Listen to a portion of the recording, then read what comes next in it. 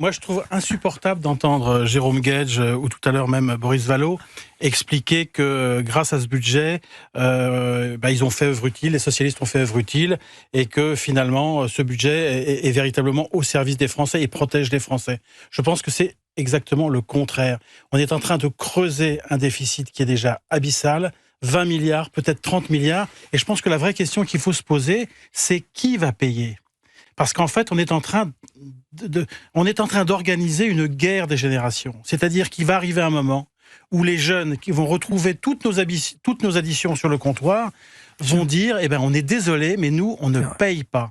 Et en fait, moi, je trouve que cette ce discours sur on protège les Français, c'est exactement le contraire. On est en train de précipiter le pays dans le gouffre, et finalement, moi, je trouve que ce scrutin, ce vote, c'est une démission collective. Préféré quoi, Jean-Michel Salvatore ? Votez contre. Votez contre, parce que je trouve que, si vous voulez, il y a deux choses dans ce vote. D'abord, on renonce à la réforme des retraites, qui était vraiment la reine des réformes, qui était une réforme qui était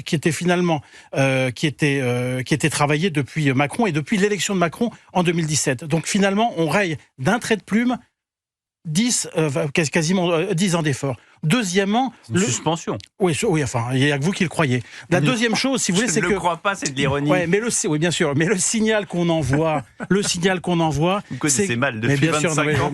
Je vous taquine. Mais je trouve que le signal qu'on envoie, si vous voulez, c'est qu'il n'y a pas d'effort à faire, qu'on s'en sortira sans faire la moindre économie, que tout est facile. Et ça, je trouve que c'est un mensonge, mais un mensonge d'État.